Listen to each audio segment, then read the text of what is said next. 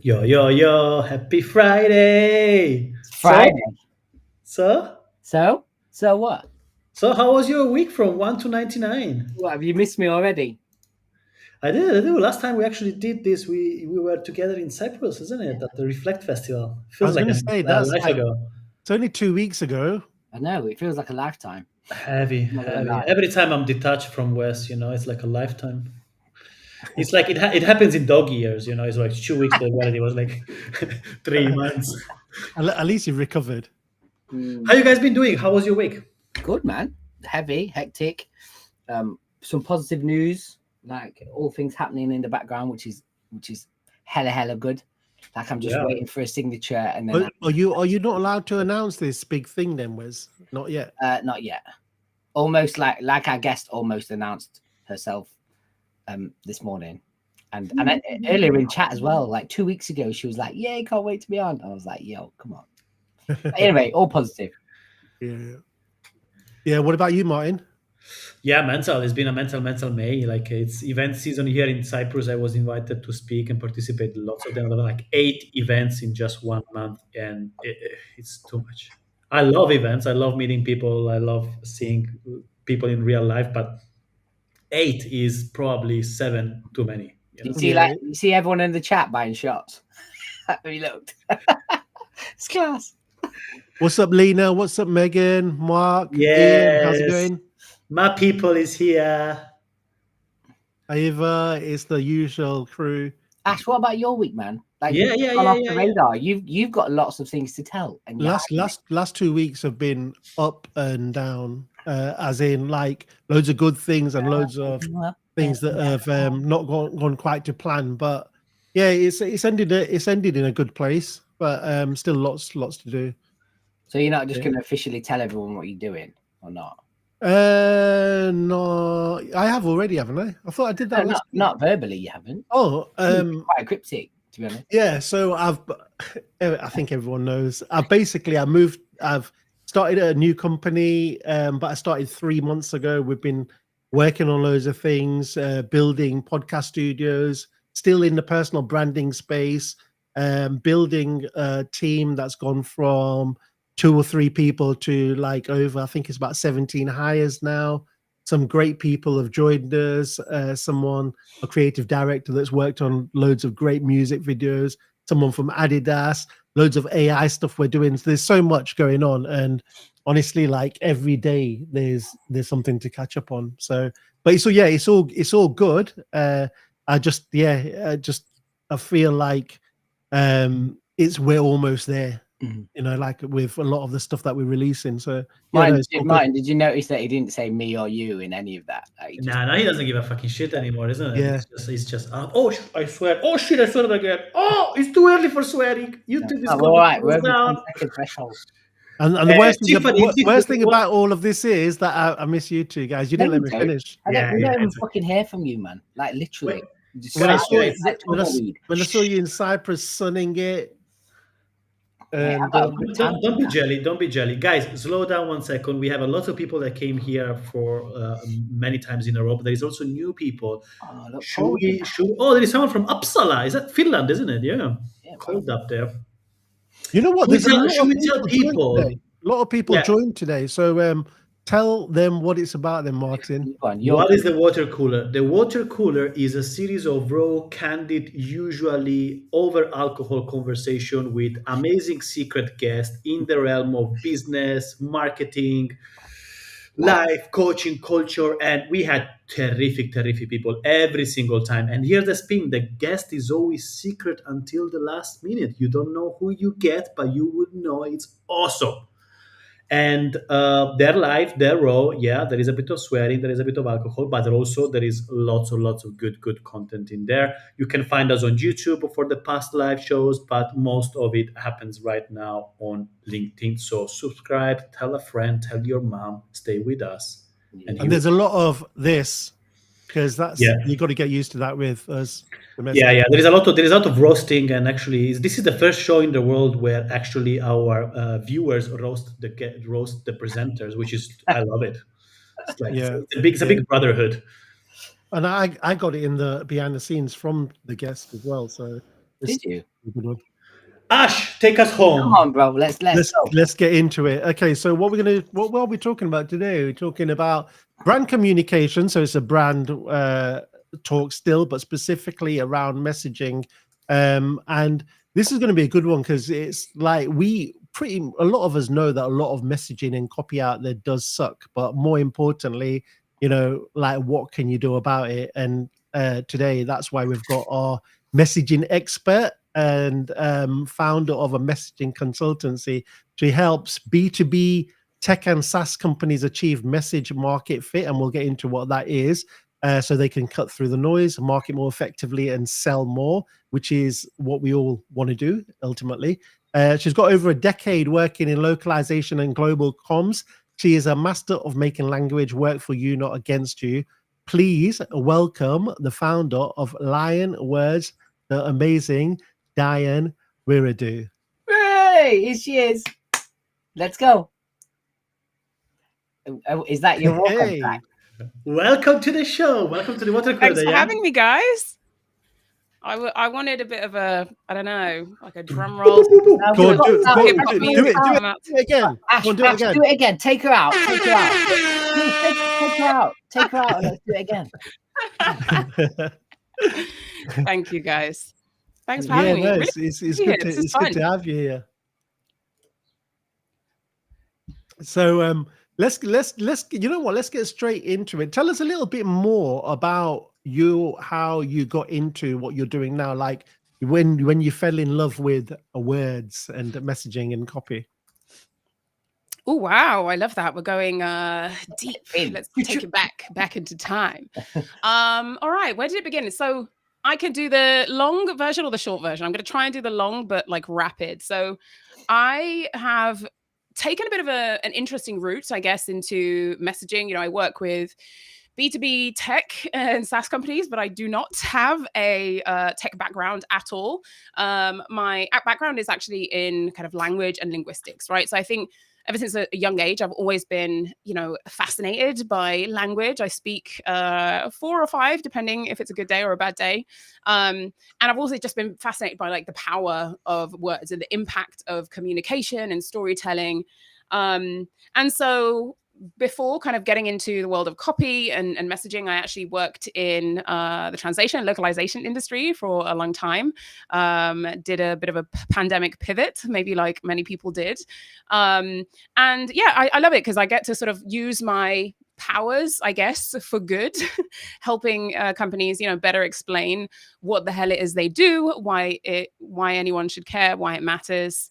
Because a lot, particularly in the tech space and B2B, the market is just absolutely saturated. And there are so many people that have brilliant, exciting tools, like awesome tech. And they just do a really bad job of explaining what it is and why anyone should care in their value. So I love it. I get to come in and kind of unpack that and help people tell a better story so that, they can kind of sell more. So did you find in that story, but here I am. Did you find that in that space, the tech space, it's a challenge, and that's why you lean towards it, because it's just full of jargon, more so than any other space? Yeah. So I kind of fell into the B2B and then specifically B2B tech and SaaS, also service-based businesses as well. Because I think there's just much more of a need, right?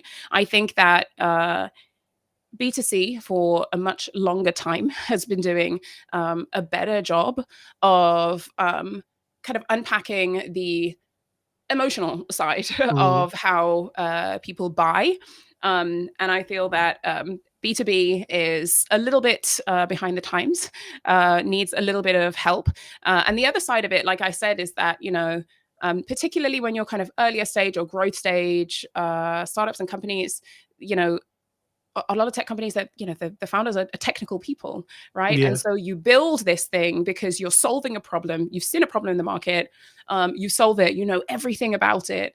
But expressing that and explaining that clearly, it's very easy to get like stuck in the weeds. And so I think that, to be honest, I've kind of lent there because I think that the work that I do has more impact, and also I love it now. I've kind of, strange to say, but I've come to love working with SaaS companies, which is weird. I'm a bit of a software nerd.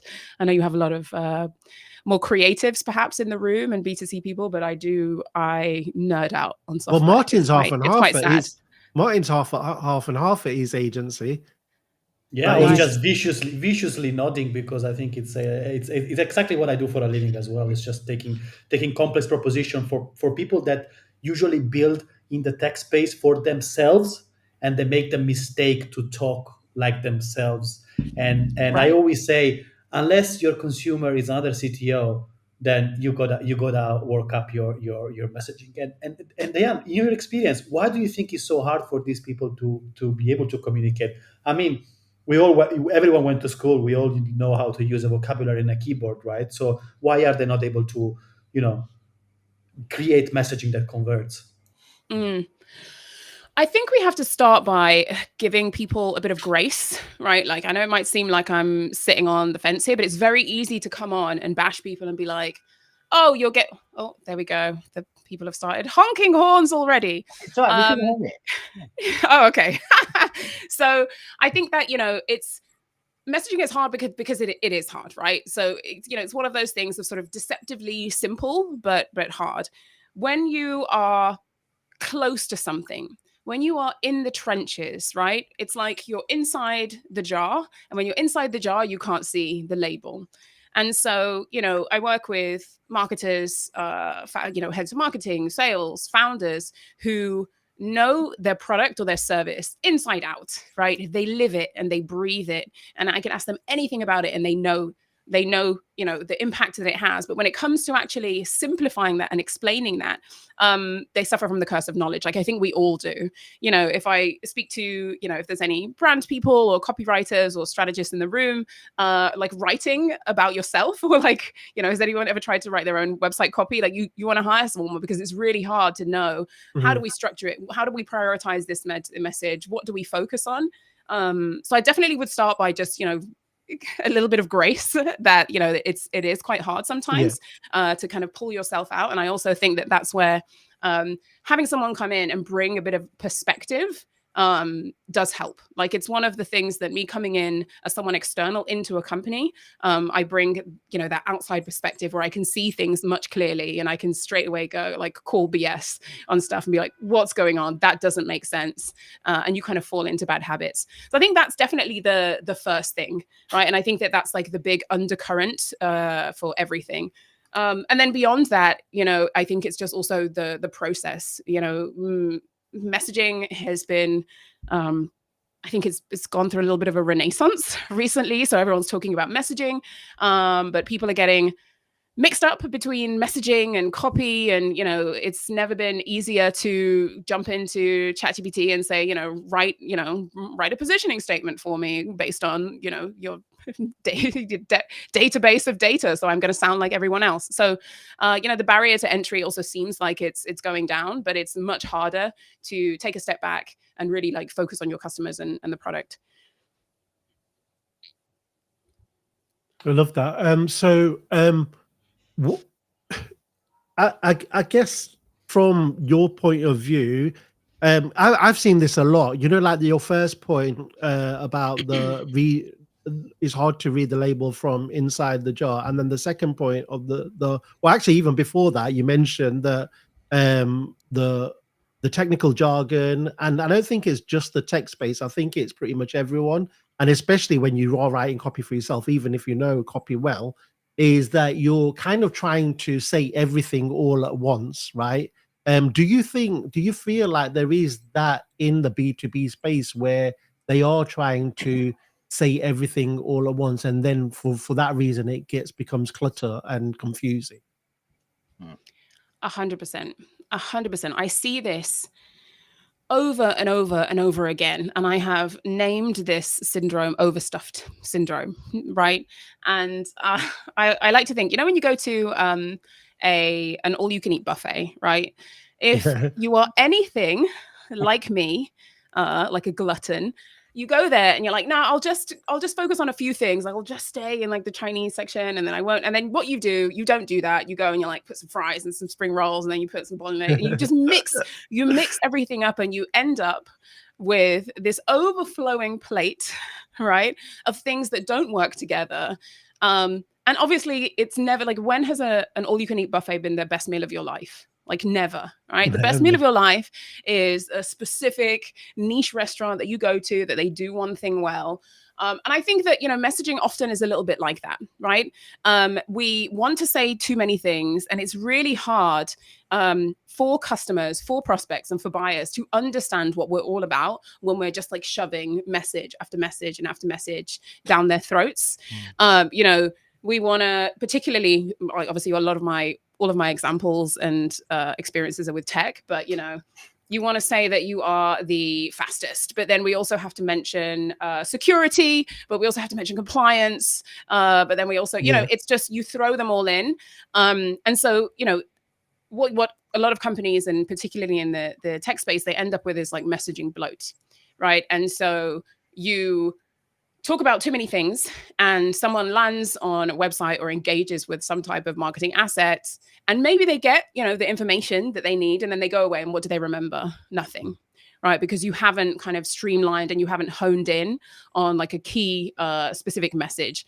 So I do think that is one of the biggest problems that, most companies struggle with, is actually prioritizing, because that's what it is really. Like, when you're struggling with too many messages, you have a choice problem. You have a decision problem.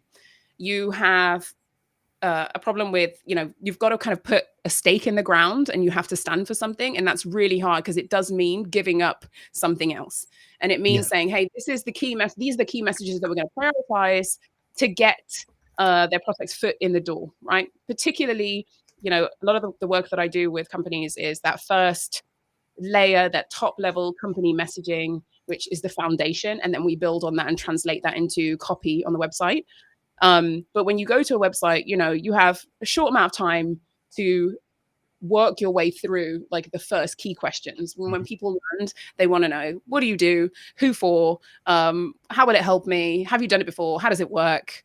Like, cool, where can I find out more? And so you can't fit 25 messages in there. You have to work through a clear messaging hierarchy. You have to focus on what is the priority for your customers or for your buyers, and then move them through. So all of that to say, overstuffed syndrome is a huge one, particularly in B2B.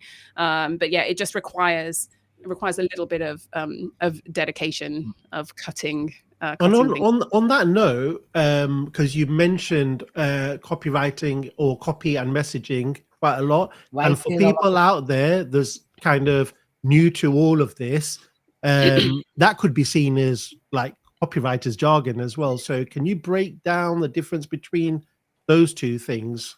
Yeah, that's good. That's a good point. I should have started there. So thanks for calling me out on that one. So I do think that, like I said, I think there are a lot of people out there who are starting to confuse the two, even marketers, even messaging strategists. I don't think we all agree on the same definition, which is like very unhelpful to business owners out there who are trying to figure the things out. So this is my definition. Other people might approach this in different ways.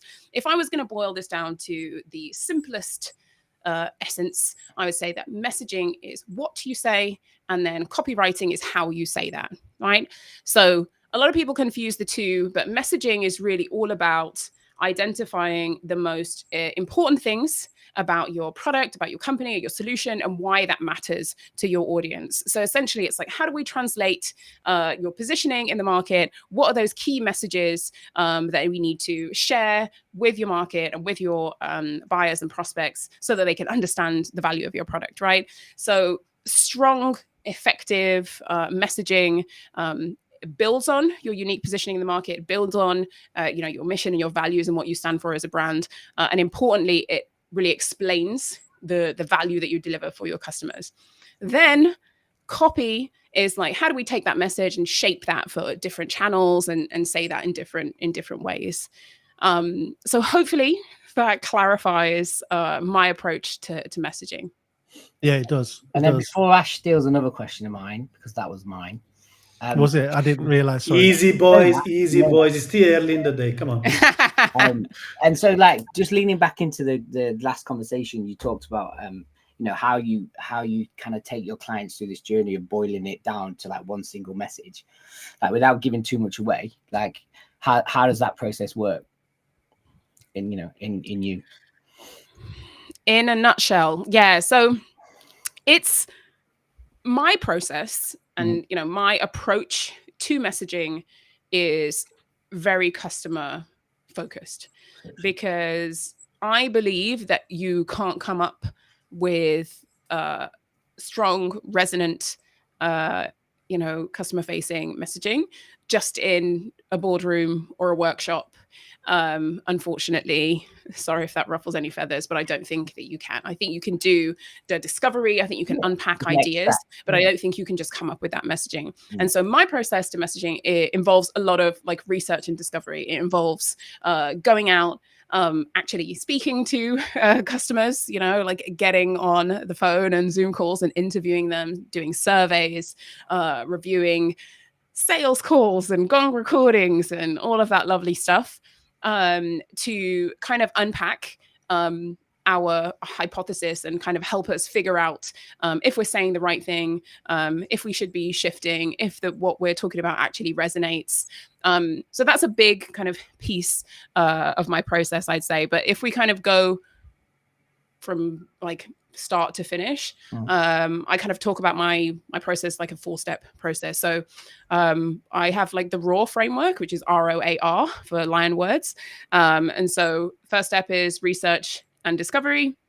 The second step is kind of opportunity and strategy. A is assembling the pieces.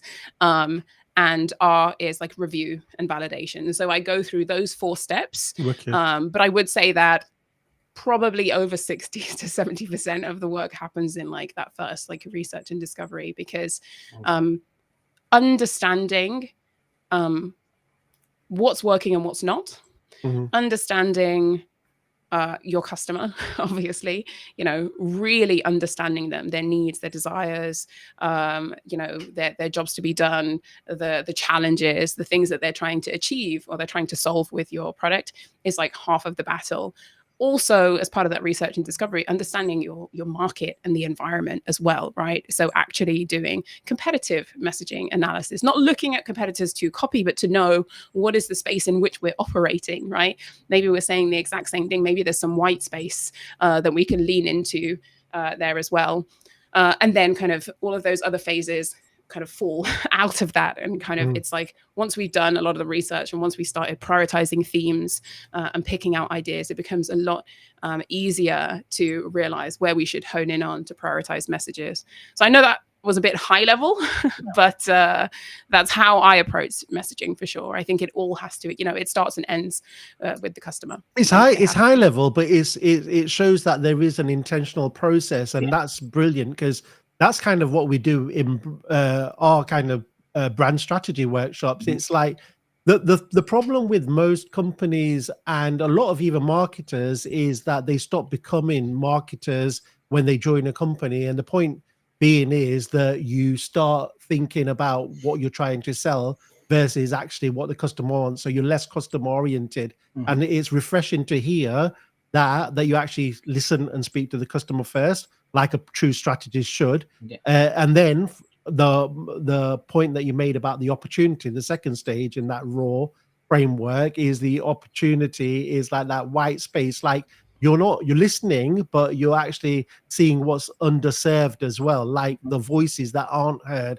And I'll use this example again and again. All 3 of us, we worked on a strategy for a menopausal supplement brand, and our strategy came out of exactly that: Reddit groups of a voice that wasn't really heard, or it was underserved. Actually, not even underserved, not served at all. And the voice there was so loud, but it was just ignored. and we based our whole strategy on that, and it was brilliant, and it went really well. So it's so good that there's a parallel in terms of your strategy as a copywriter and ours as kind of the brand strategist as well. So do you see yourself as a brand strategist as well? It's a great question. I don't call myself a brand strategist. I call myself a messaging strategist. It's interesting because it's like that meta question of like, how do you position yourself? And I've also gone through the evolution. So before really kind of honing and focusing in on the messaging piece, I was doing conversion copywriting. So kind of pure, conversion copywriting. I was really focused on kind of landing pages, websites, and so on. And as part of that process, what I would see, so companies, founders, heads of marketing would reach out to me and say, hey, we need help with our website. We want to refresh, we want to update X, Y, Z. I'm like, cool, great. Let's do this discovery process. Like, I'm going to ask you all of the things that I need to know to write great copy. And so I start unpacking things about, talk to me about your customer, talk to me about the market, talk to me about what makes you different, tell me about your positioning, why should anyone choose you? And all of those key, like, foundational things that like are the basis of the messaging strategy before we even get onto the page, companies would kind of crumble, right? And so what I started doing then was building in a messaging strategy, like a kind of non-negotiable messaging piece, like baking that into my process before working on website copy. And so it was like, that's what it is. It's messaging, brand messaging. We're going to look at all of this. We're going to unpack it, make sure that we've got the right foundation, and then we'll work on the copy. And so kind of over the years, I kind of dialed in much more and realized that piece was actually incredibly valuable, that, there was a real need for it, particularly, earlier stage companies figuring it out. Also growth stage companies who have in-house, content and copywriters, but actually they need help like upstream. They need to give them the right materials to work with. And so I've gone through a few positioning shifts myself. So I was, conversion copywriter. Then I think a lot of my messaging is kind of brand. I talked about brand messaging for a while. And then I noticed that the SaaS and tech guys didn't like the word brand. Right. And so I dropped the word brand messaging, and now I just talk about messaging. But I'm still kind of always listening to signals in the market, and I might slightly reposition myself again. So who knows? And I love that. Like, when you were talking about it, and I think Ash was also saying it about one of the quotes that I remember was, I think it was Christo that once said, like, if you're able to explain your customer problem better than they're able to explain it to you, they will get an understanding that you have the solution, which might not be true. So it's kind of like borrowing their language, borrowing their vocabulary, and borrowing their way of talking, and people will think, oh yeah, she gets me, they get me, they must have the solution. But there is a really good question in the chat, which I wanna take now, from Davi. He says, like, how does messaging impact the different department of my company, marketing or sales or HR?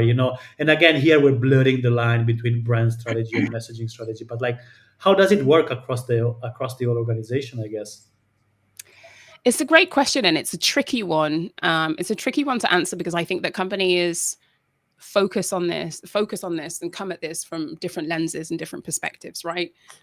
Because sales teams approach messaging in a different way. Often sales teams build their own sales narratives, and they also have the advantage of much faster feedback loops than marketing teams, right? So they're actually on the front lines, speaking to customers. But if you're in a sales-led organization, let's say more so than like product-led, having calls. And so the way that you might approach testing messaging with sales teams is going to be slightly different than the marketing. The work that I do specifically with companies is much more focused on marketing, like the marketing side of things, right? So I come in and I work with companies in figuring out what is your top line company level messaging, right? Let's get clear on that. And let's make sure that that is clear, so that feeds into all teams. One of the biggest challenges that I see across companies is that particularly as things get a little bit more complex, you grow, you have more teams, you have more fingers in the pie. your messaging gets diluted. People start telling different stories. And one of the biggest challenges that companies come to me with is actually alignment, right? So like, it's actually one of our biggest KPIs is just like at the end of the project, man, if our head of sales and our head of marketing and our head of product, we're all saying the same story, like, Diane, you like, thanks, like we'll pay you for that. Like the other stuff and the deliverable is after. So I know that the question is probably thinking like, oh, maybe we have to approach messaging in different teams differently. Whereas I actually look at it as the lens that everyone in the company should be talking about the product and understanding the product, at least from that top level, right? In the same way. We should all be singing from the same hymn sheet and have that clear understanding across the board. It's also one of the reasons why any messaging strategy work that I do, I always make sure that the CEO or the founder is involved, because I do think that messaging beyond a marketing activity or a sales activity is actually a leadership activity, right? If the CEO or the founder is not championing that message, right, then it's just dead. It's dead in the water. Yeah. And so that loosely answer that question, I firmly believe that every company needs to have a clear, singular, top-line company level message that kind of unites all of those teams and that everyone is really aligned on. And then beyond that, what you can do and what I sometimes do right now, for example, with companies, I'm working with a company that targets different buying personas across like 4 different industries, right? So their clients are pharmaceutical companies, also medical device, also crop science, and also FMCG, right? And so within that, we have that top line level messaging. But then beyond that, we also need to figure out, okay, well, how do we focus on each of those different industries in different ways? But if everyone internally, at least marketing and sales, is kind of speaking from that same messaging, I think that's like goal number 1. In terms of what did they mention? Like HR, I'm not really sure about kind of HR. I don't think I've dabbled too much in the kind of company internal level messaging, but I think that kind of filters down from things like culture and understanding of the problem as well. So I think it all trickles down from that top line messaging. How difficult is it to get everyone in the room when you're talking about, like, if someone comes to you and say, we want help with copywriting and messaging, probably, let's say, for example, just our website, like the C-suite there are going to be like, oh, well, why do you need me in the room? Like, how do you approach that? I just make it negotiable. It's hard. It's hard. Like, I only asked that because I guess I'm lucky. I guess I've been lucky that I haven't had too much pushback on it. And I think it also comes down to like who's the internal buyer, because they're kind of championing the work for you. And so usually, if it's not CEO or founder, it's head of marketing, usually they understand the impact of this work. And I would say, messaging, particularly if we're going to work on things like your homepage, that's your front door to your entire business. And so if your CEO founder isn't willing to just get on one 30-minute or an hour call with me for like something that's going to impact the whole business, I think that's a bit of a red flag. Like I know that the C-suite is busy, but I think that this is a pretty important, piece of work, right? So I just say that's what you got to do. He's only asking that. That's not a good answer. Because we do the same thing. Like, if your C-suite aren't in the room with us, there's no point in us doing it. Like it's just going to fold and fall. Like you said, it's going to die. I normally say a similar thing about the purpose. If nobody's bought in on the purpose of why we're actually all here doing this, then it's just going to crumble, because that's what everything's going to be built around. And it's really refreshing to hear you say that. Alignment is valuable, right? It's something that I always say in any room when I open up a workshop. I'm like, the first thing you're going to realize is the how expensive that word valuable is. Like it's so valuable. Like once you align and once you understand, like you leaning into who you are, what you do, why you matter, that leads from the top. So yeah, really interesting to I was just getting up I can't find it exactly, but I was just going to get up some of the feedback I got from CEO and founder of a tech company that I worked with last year. Mhm. And one of the things that he actually said was that you challenged us at times. You balanced really well between adapting to us and challenging us, and we really appreciated that. And that's what you've got to do. Yeah. Sometimes you have to, like, you have different opinions, different people in the room. Yeah. And the big challenge is just getting everyone aligned, aligned around the goal, around the outcome, around what you're doing, why you're doing it, why it matters, but then also the actual message itself, and everyone has to kind of buy into it.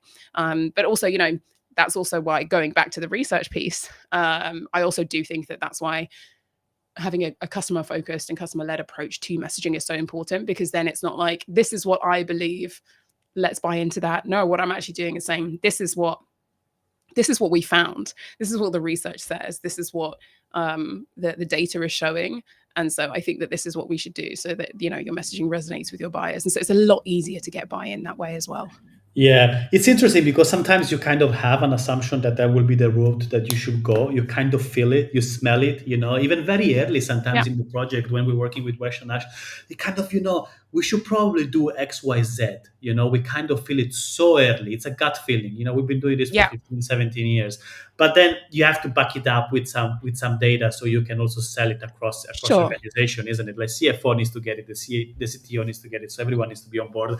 And I love what you said regarding grown-ups and scale-ups as well. Kind of when the organization is growing, is scaling. I think it becomes fundamental to have alignment, because there is only one CEO, one CMO, and ultimately you get to be in a place where everyone in the organization talks on brand, align with the customer. Another thing that we try to say always to our customer, to our people in the workshop, is like, you do not own your brand. Ultimately, is the customer, right? So you cannot do it without them. It has to be brought in. I love that. I love that. I mean, I think you guys work much more at like the brand level than I do. Like, I'm very specifically about messaging. We speak the same language. We do, but brand is. Go ahead, Edward, sorry. There's a lot of parallel, like in what you said today. It's really kind of heartwarming to know, like, your process. I could almost kind of read between the lines of probably what frameworks and things you probably offer to get to the same result. And even hearing you tell probably, strategists, even in this chat, that the reality is that, we aren't going to fix it in a workshop. Like, the workshop's designed to extract, right? And once we've got that information, and then we'll build from that outside of the room. And I think a lot of strategists, new strategists, come in thinking like, that's it. Like, we're going to walk in this room and it's going to be bish, bash, bosh, and we're done, right? And we're out, wash your hands, off to the pub. And it's just not that way. And rightly so. Like, your skill as a facilitator or a workshop host is to extract that information and challenge. And if you're not in the room and you're not challenging, what's the point? Like, I mean, what they're paying you for? Do you know what I mean? They're just going to tell you what they want to hear rather than you push it back, Yeah. Diane, we get it a lot as well, especially the design side of things, is that it's very subjective. Words can also be subjective, right? So you mentioned one of the things is, I call it a KPI, is alignment. But what about the other stuff? How do you measure the success of your words? Like, are there different KPIs? And if so, what are they? Yeah, it's a great question, because there are, I think, different approaches when we're thinking about purely messaging, and then when we're thinking about like copy on the page, right? And so it's much harder. Like, it is much, much harder to test the effectiveness and the resonance of messaging itself, because messaging feeds into so many things. And obviously you kind of shape it, especially when you update a website, you are changing so many different variables. But if we kind of start backwards, working on things like website projects, I think you have to go in with a goal. You have to go in with a KPI as well, and understand what you are optimizing for, because otherwise what you can end up with is, at the end, you're like, okay, we've increased, time on page, but like, what was the challenge? What was the problem? What wasn't working? And what are you actually optimizing for? With messaging, there are a few different ways that I kind of like to look at it. First one is definitely having alignment and having everyone, actually championing and powering the message, because that's really, really important. Like having buy-in and vision and believing in it is really key. The other thing that we talked about earlier is like sales teams, right? So sales teams, particularly if you're a sales-led organization, them actually going out and testing like in real life on calls and trade shows, and already being that frontline champion of the message. That's often a really good place. So sometimes when we're partway through a project, we haven't kind of finalized our messaging, but like the head of sales might be going out and actually, or the founders are on sales calls and they're testing out stuff, and they come back and feed to me and be like, that actually resonated. That was really good. I would also say that I want to usually focus on like qualitative measures rather than like quantitative. So sometimes with clients, we actually run like messaging tests on websites, or on their website with updated messaging, because then what we actually can do is we can put an updated homepage with the new positioning and messaging in front of like a panel of people and say, hey, would you want to read more of this? Does this make sense? What do you gain from this? And we can actually have insights. And you can do that with platforms. You can also do that yourself. You can also ask your existing customers and buyers like simple questions about your website. So I think often as marketers, we kind of get caught up in the usual KPIs of conversion, right? But I do think that sometimes it's harder to track things like clarity and understanding and desire before we get to conversion. One of the things that we want to have is buyers actually consuming and understanding and like resonating with your message, and those are a little bit harder to track. So I often look at signals outside of like your GA and your post hog account and things like that. But I do, yeah. Sorry, I was going to say it's really interesting because you're kind of talking about the differences between brand communications and performance marketing, right? And I'm glad that you also attempt to measure that brand communication side of things, which can be done. What does that like process look like in terms of measuring that messaging? Like how, when do you know when you get alignment? Is it just because like in terms of a group testing it, how does that look? I think there are signals to look out for, right? So like I said, usually when you're at a phase or you're at a stage where that something isn't working with your messaging, perhaps there's been a bit of a shift in the market, or perhaps the leads that you're seeing coming in aren't the right fit, or perhaps you're seeing a bit of pushback. So everyone who gets on a sales call is maybe super price sensitive, or there's a trust issue. So like I like to kind of start at the beginning and look at like what are the challenges that we're starting with, and then measuring against that. And so if I'm, working with a company where, the sales lead, the leads that they're actually getting on calls, firstly, they're not a right fit, or sales cycles are longer. So we also want to look at things like that. Like, are we potentially, reducing sales cycles? Is it easier? Are we getting better fit leads and so on? Is there less confusion about what our product does? So I think that, we have kind of signs and symptoms. And when we're tracking things, you have to look at the signs and symptoms at the beginning and then base it against that. And that's what I was trying to talk about, is that, often companies, if we think about earlier stage companies, they might come in and just look at conversion rate on the homepage. And perhaps that's the wrong metric for you, because perhaps you don't have enough traffic, but actually now you're attracting the right traffic and they're engaging more with your content. And so you're repelling the wrong fit leads because your messaging is right. And so, I think that we have to start at the beginning with like, what is the problem? What is the goal? And then measure against that goal at the end of the project. Yeah, I'm smiling because like you're very balanced in terms of the creative side, then also like really geeking into the technical side, and it's so it's I am really a bit hard. Of a geek, yeah. It's hard to do, isn't it? Like it's like you're it's like a balance between your head and heart, and having that balance means that it's super important to have someone like you on their side. So I think that's great and really yeah. And I think this is why I don't see myself just as a brand strategist. And I see I see copy and I see messaging as both a science and an art, right? I don't work on out of home. I don't work on creative, campaigns. I work on the company level messaging, and then how do we translate that onto your homepage? And there is a lot of science that goes into that. There is a lot of unsexy stuff. Yeah, there's the little creative layer right at the end, but before that, up front, man, that's some really unsexy stuff. Like I've just spent the past like 4 weeks digging into a company's HubSpot like discovery call notes, listening to sales demo recordings, reviewing all of their like G2 reviews, looking at like the post hog tracking and like session time like on the page and how people are moving through the page. Like that's not sexy, that's not creative. Later on, when you've done all of that, then you can start tapping into the gut feel and like how do we express that.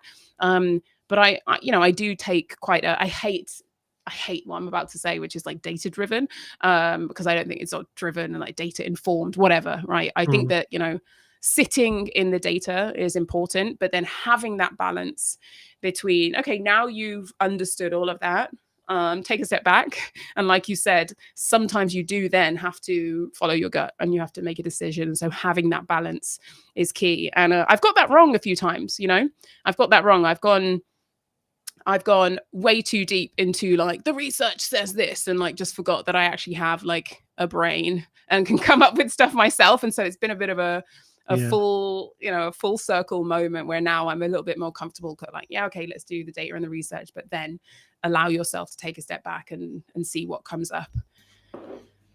Diane, what can we go a bit spicy? What blows your blood that you see out there in terms of messaging and copy that you are like, fucking hell, why are they doing this?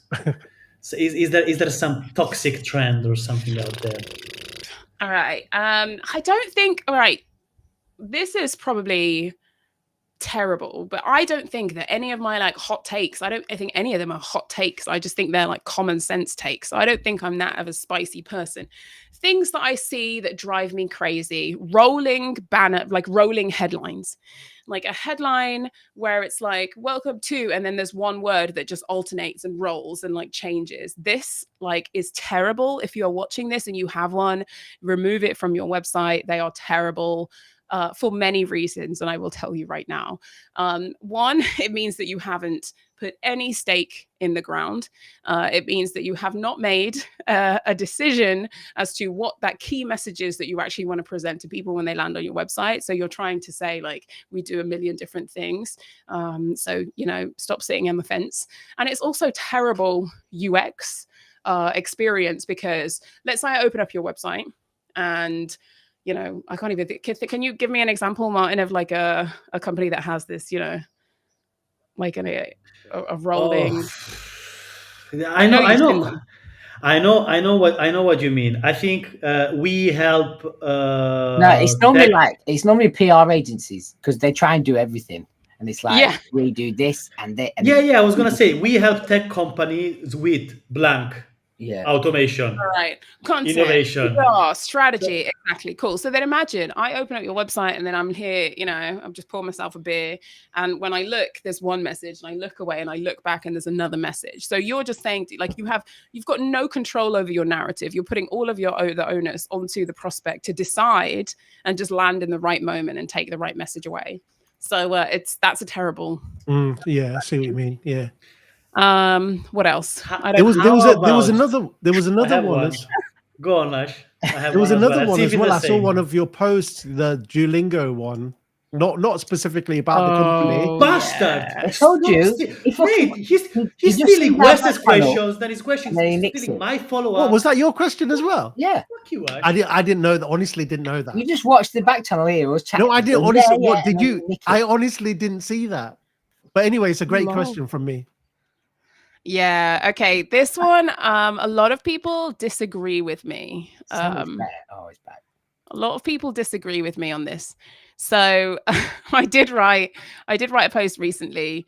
Well, I've written a couple of posts, because this is a little bit more about positioning than messaging, right?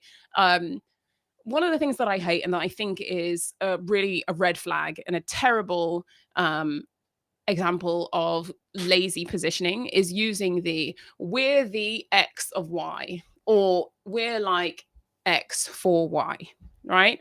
And the thing, something that I posted that got everybody up in arms was a kind of ADHD app for productivity that said they are Duolingo, but for cleaning, for house cleaning. And that's just one example of many, because I've also seen we're Duolingo, but for emotional intelligence, we're Duolingo, but for something else. And that one grinds my gears. Again, for like so many reasons. One, I think, so what is it, right? Like, what are you referring to? So when you actually use and piggyback off another brand or another company for your positioning, one, sometimes it can lead to like exaggerated claims that you can't keep up with, right? So like, we're the Airbnb, we're the Uber of like content generate. Like, what does that? Firstly, they're huge. So like you're really, or within Netflix, like within Netflix of B2B something, like, no, you're not. You also inherit their like problems, right? Shit shows, which is interesting because Duolingo is going through it right now with the whole AI talk. So it's like maybe not a great time to be piggybacking off Duolingo. You also force buyers and prospects to think often about like the business model, or to look for that specific aspect. So it's like, if you with that Duolingo example, when someone says Duolingo to me, like, I was a language learner, and so I think of Duolingo as a language learning app. But what they were actually referring to was like the gamified aspect of it. But I didn't get that because that wasn't the first thing that I thought of. And so, you're kind of leading people in different ways. And I also do think there's a lot of bias about it. But anyway, so all of that, I just think that more often than not, it's quite an confusing framework to lean on and to rely on. There are always exceptions to the rule. I'll say that before like people come out with the pitchforks, fine, whatever. But I do think that it's lazy. Yeah, I think it's lazy, and people that use that type of approach, I think they think it's smart, but it's maybe they just don't see it. They don't see the lazy side of it. They don't see and it. not everyone. You can disagree with me, guys, because a lot of people did, and I took that all on board. Leanne, I want to follow this up, and I want to know what is Ash the X and Y of. Ash, I don't know actually. Well, you guys have to. Why am I getting ribbed here? I think people in the chat should answer that. What is? Where's is the Ash of Nottingham? Yeah, where's is the Ash of Nottingham? Shut up. Completely doesn't make sense. Wes is splitting the G of my Guinness. It's right. There you go. What do surprises for the best X of Y? Yeah, I'm just throwing you under. I'm throwing you under the bus, guys. Ash will give stuff away as well, won't you, Ash? Yeah, Ash gives. Do a giveaway. I'm giving away X for Y. Martin, did you have a question, or can we start? I was just going to wrap it up, and I think, and I love that, and it's interestingly, even in this small circle of the four of us, how Duolingo was something different. For some was a gamification, for some was the language learning app, and I think that's the inherent complexity of positioning as well, isn't it? A brand can be something different for different people. So when you're borrowing that, is like you said, you got to be careful of actually what are you borrowing, and will your ICP actually understand exactly what you wanted to borrow? I think it's a good shortcut for early phase startups that are trying to have a investment conversation or whatever, and are trying to explain it, or at least they can use it internally. But I think if used externally is lazy. And another thing that I will add to that, Diana, and I'm sure you're probably thinking the same, something that really fucks me up is going at startup events and conferences, and everyone is the AI XYZ for this. Yeah. And I'm like, fucking hell, AI is just a tool, mate. And like AI will be everywhere now on. It's not your differentiator. It's not your brand. It shouldn't be your copy. It shouldn't be your messaging. And like every time I see I am the AI for XYZ, I'm like, so what? Yeah. Just let it out, Martin. I'm gonna add one little thing and one little disclaimer here, because I've just like trashed on like we're the X and Y, we're like this for that. So there is a different example that someone asked me, I think on the post, and I called it out and I said, hey, this is a bit of a different situation. So when you're positioning against, if you're a small up and comer, small brand, you don't need to act like you don't have any other competition. And sometimes it can work in your favor to actually call out the incumbent, right? There are many companies and businesses that have been built on the backs and on the giants of other companies, but they're in the same category and they're calling out. It's like the David and Goliath story, right? So, you had Superhuman and like, hey, email, they're calling out Gmail, right? So like we're like Gmail but better, or we're like Gmail but why? You've got Fathom Analytics, for those marketers in the room who use analytics. They're literally calling out like we're like Google Analytics, but we're actually privacy focused and we're simpler. Those cases, I think, are a little bit different here, because what you're doing is you're actually calling out the incumbent in your category and positioning against them very specifically for the same audience, for a specific unique differentiator that you have. And in those cases, I think that that works. That's a different framework. What I'm really calling out with this stuff is like we're the fucking Duolingo for cleaning. Like, anyway, don't do that. All right, before your blood boils, let's kind of move this on a bit. Is it time for me to go? Please. No. We're getting to the fun bit. I want to talk about you now. Oh no, I didn't know that I had to talk about me. Yeah, the fun bit, because he's doing it. Yeah, fuck off. I only like to talk about messaging and marketing. So I know we've spoken in the past, but I never asked you this last time, and I wanted to know, like, when I was like, why didn't I ask this question? But like, why lion? Like, why lion words? Oh, yeah, that's a great. Okay, someone asked me this the other day. It's a loose kind of roundabout story coming into, it's not a beautiful story. I was just messing around with different names and different brand names. When I first started Lion Words, it was actually a translation agency before I moved into copywriting and messaging. And so I wanted to name my business, and I had this like gut feeling, which was correct, that I wasn't going to stay in the translation industry. I wasn't going to keep offering localization services. And so I also wanted a name that I could grow into, that was bigger and that was bolder. So like the words, if I was going to name my business again, I would not name it Lion Words, but here we are. And so I wanted kind of something that was kind of an imagery that was kind of powerful, something that would stand out, something that would lend to an interesting visual brand identity that I haven't actually lent into and haven't done much with it with the lion. I think there's a lot of room for me to build it out. And yeah, it's powerful. I'm a Leo. I love lions. That's it. There's not that much more to it. I just played around. I'm also a Leo. What day are you? Hey, Leo, that's why we're obnoxious and you can't shut us up. Yeah, what date are you? 10th. Nice. I'm the 4th. Leo for life. All right, come on, let's move on. So I always ask this other question. I always ask what your anthem is. I always want to know like what you sing in the shower. Come on. But they're two different things. Like anthem, like get me my pumped up song, and what I sing in the shower are different. Okay, my go-to to sing in the shower is Rihanna, Man Down. That's like a great shower song. Yeah, great. And then as well. Yeah. That's also one of my karaoke songs. And then anthem to get me pumped up. This is really cheesy, but I do love All I Do Is Win, DJ Khaled. Like I listen to that before I go and speak at conferences and stuff, and like I'm just in the back, like, yeah. So it's very cheesy, but that's great. That gets me pumped up.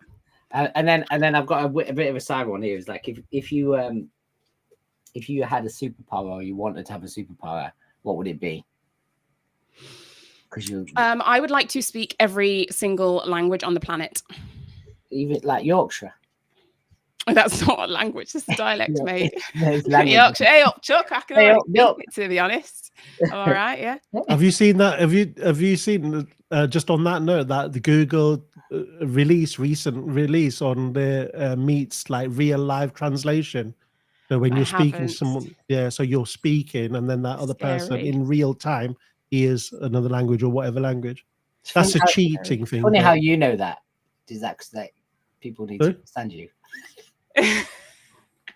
It's because all throughout this call, I've been talking in Gujarati. Never have you?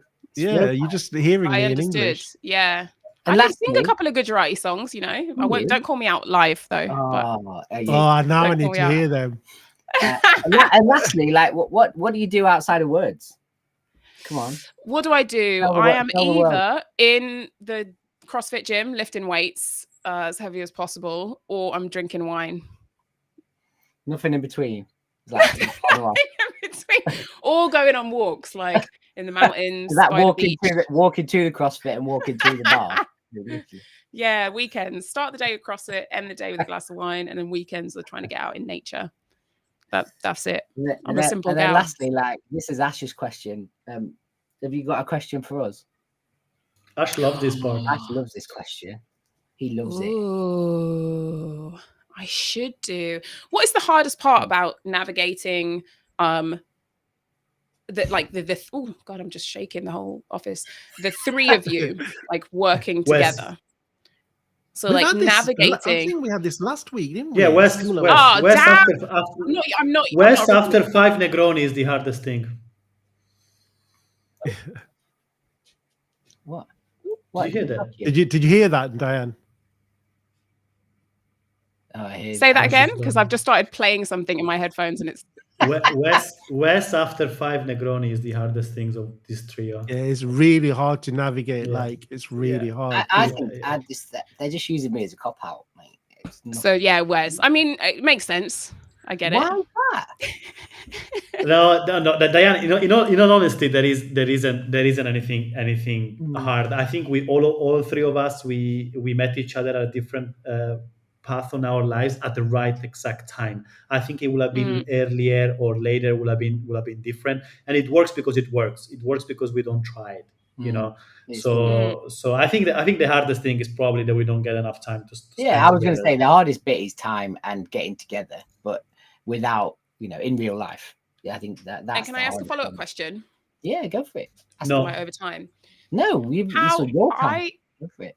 I find, yeah, I'm all right. I've got time. Might end my end of day, so I'm done after Mine this. too. I think it's hard enough just running your own business, just doing one thing, offering one service to one group of people. You guys kind of balance multiple things. Like you have individual things, you work together. So any, what would I say, learnings or takeaway or advice about like balancing different arms or two different businesses? It's difficult, isn't it? I think it's planning your day is huge. Martin's been hounding me all week, battering me because he wanted some support, and my because I was away basically with Martin for like 7 days straight. I didn't have time to plan everything, so then I was playing catch up, and then I was trying to run my own business, and then at the same time supporting Martin and on our other jobs. I think if you don't plan, and a lot of people will probably be shocked at this, but I'm like a 4:30 a.m. guy. Like I'll be up early just to get enough work done through the day so I can actually then find time to do other stuff. And I think that's the hardest bit for me. But once you kind of master that, and once you're on top of it, it sounds cheesy and cliche, but it works. Do you know what I mean? And I think also learn how to, and I learned this really late, but learn how to delegate to people you trust. And that second part is important. You've got to find the right people around you. Like otherwise, you'll never be able to fully delegate because you'll be overlooking. I think that's how we work really well. Is like we have this like unwritten conversation or unspoken conversation at the very start. All jokes aside, is because we basically got so excited that we'd actually met up that we actually just got absolutely shit-faced before a workshop, and we didn't rehearse this thing at all, and we literally walked in and basically agreed that because we'd worked on this this framework or this 3-day session with our own materials, we were like, right, we'll all just take our own shit. Like, don't try and present mine. Don't, because we're that just like unprepared. We just decided to run our own shit. And because we trusted each other, that made it seamless. It was just like handing over a baton. And then we've actually stuck to that from that very day. Nothing's changed. It's mad how it works. Diane, someone's given you some work to do, and if you do this well, you can send Lena an invoice. Yeah. Oh wow. Yeah. What tagline would you give this threesome? Yeah. Oh, you three. Oh, that's so interesting. don't know. I'd like I'm not very good with coming up with stuff on the spot. I'm like trying to think of like the three musky guys or something. You let us know. You let us know. You work on it the whole weekend. Triple threat. That's a good one. Where does Ash fit in that though? Yeah. As you can see, Diane needs to go through a process. Yeah, and we're more than happy to do that. So if you ever want to get us in a workshop, we're there. Last but not least, Diane, thank you very much for your time. Where can people find out more about you and follow your journey? Where are you at? Yeah, so people can find me hanging out way too often on LinkedIn. So LinkedIn is definitely a good place to connect with me. Shoot me a message as well. You know, if you listen to this and found something interesting, I actually like to have conversations with people on LinkedIn, surprisingly. So I will, reply to messages. So feel free to hit me up there. Or if you're interested in, knowing a bit more about the work that I do at Lionwords, whether that be messaging strategy or turning messaging into copy, then you can hit up lionwords.com, which is my business. Awesome. Just out of interest, are you going to the Web Summit this year? I'm not. No. Well, that's me and Wes are. Anyone else going there, guys? Yeah, I think we're going to try and make a Web Summit meetup. It's really fun. I've been a few years ago. There's not really much for me there anymore, and I got too many other conferences happening this year. But I would say that the parties are really fun. Yes, that's why I'm going. Obviously. Well, that's dangerous. Yeah, Lisbon is beautiful, and it's a good vibe, good crowd. So you'll have fun. Indeed. Thanks so much, Diane. Thank Thanks you. for having me, guys. Weekend. Really fun. See you later, alligator. See you later. Bye, mate. Yeah, another good one, huh? See? Well, we also run over a bit. I guess we could have run over for another hour. Yeah, she's awesome. I look. You know what? My best part of that is honestly, like it's that whole creative, like the technical side and the head and heart. Like I mentioned, like you don't really see that. It's hard, that often. Left and right brain. Yeah, definitely. Yeah. Super smart. Well. Don't forget to subscribe, follows. Buy Wes a beer. Tell your mom. Tell your parents. Tell a friend. I've announced the Negroni Fund in the chat. Like, I don't know if anyone actually buy Wes a Negroni. It's a Negroni Fund is a thing. We're gonna do this. And I guess I'll see you in 2 weeks, everyone. 2 weeks. Yeah? It's a great guest, isn't it? The next one. It is. Oh, always is. Take care, all. Right, guys. Bye.